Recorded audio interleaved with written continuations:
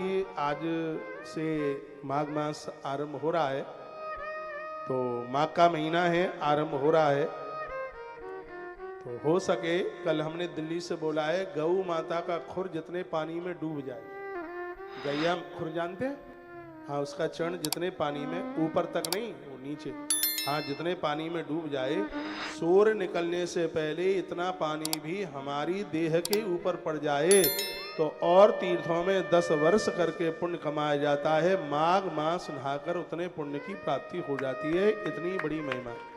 कल हमने 3-4 घंटा की कथा करी है वहाँ दिल्ली में, बड़ा अद्भुत आनंद आया। पता नहीं आप सुने कि नहीं, आप ही जाने। सुने आप? रोज सुना करो, 9:30 बजे पराठे भी खाते रहो, बनाते रहो, टीवी भी चलते रहने दो। और ज्यादातर ऐसे यहाँ श्रोता टेलीविजन वाला ही बैठा है। कितने हैं टीवी वाले? हाथ उठाओ। सगर है टीवी वाले, ये देखो, हाथ नीचे करो। टीवी का मतलब है टेलीविजन पर।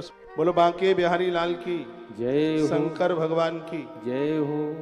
100 काम करने से पहले भोजन, सुबह नाश्ता का टाइम डायबिटीज के व्यक्ति को थोड़ा जल्दी खाने को चाहिए।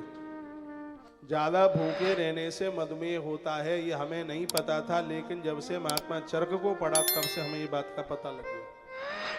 एक बात का ध्यान रखें, जब तक सूर्य भगवान की किरण ना निकले उससे पहले अन्न पेट में ना जावे बिल्कुल भी। ये मैं कुछ औषधि का भी जिक्र करता रहता हूँ।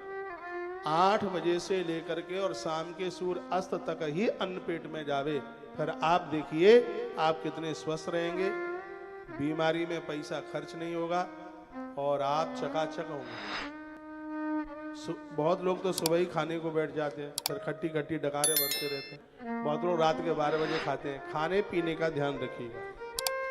स्नान करके आप खाओगे तो भोजन पचेगा, इसलिए 1000 काम करने से पहले स्नान और 100 काम करने से पहले भोजन, ग्रंथ में वर्णन किया। तो एक ऐसा ब्राह्मण जो ब्राह्मण के नाम के ऊपर कलंक है, दरिद्रो रस विक्रेता वे धर्मा परांग मुखा, रस विक्रेता शराब बेचता है, ये ब्राह्मणों के काम नहीं है। वेद धर्म परामुखा, वेद से बिल्कुल भी इन्हें संध्या स्नान परिवृष्टो वेश व्रति परायणा, कभी संध्या बंदन करता नहीं। मैं आप सब बंबई वाले भक्तों को कहना चाहूंगा, खाने में भले ही घी कम यूज कर लेना, लेकिन 2 दिए जिंदगी भर जलाना नहीं भूलिएगा। 1 घी का दीपक सुबह और 1 घी का दिया शाम को। गरुड़ पुराण कहता है कि वंश वृद्धि कभी रुकेगी नहीं। दिए का इतना बड़ा प्रभाव है, हमारे अज्ञान को तो समाप्त करता ही है।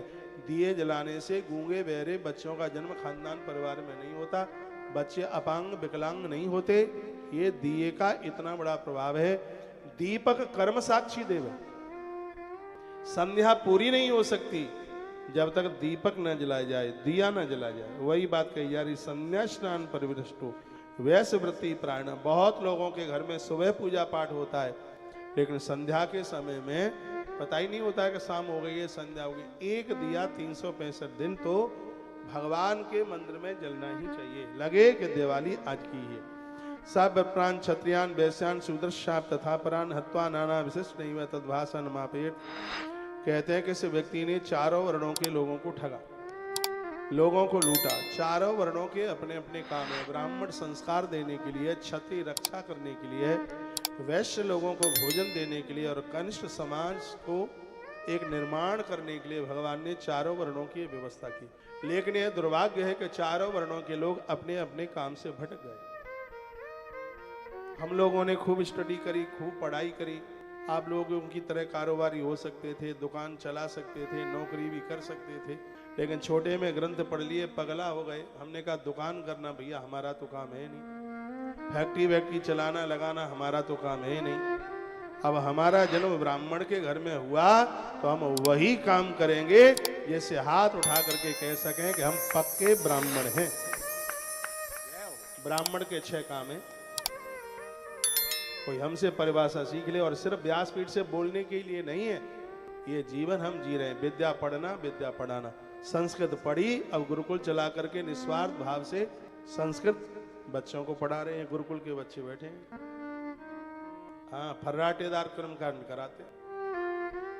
अभी मैंने परसों आश्रम से रजत शास्त्री के सामने मैंने बोला, मैंने कहा मैं तो जा रहा हूं बाहर, 1 दिन के लिए भी हवन यज्ञ बंद नहीं होना चाहिए।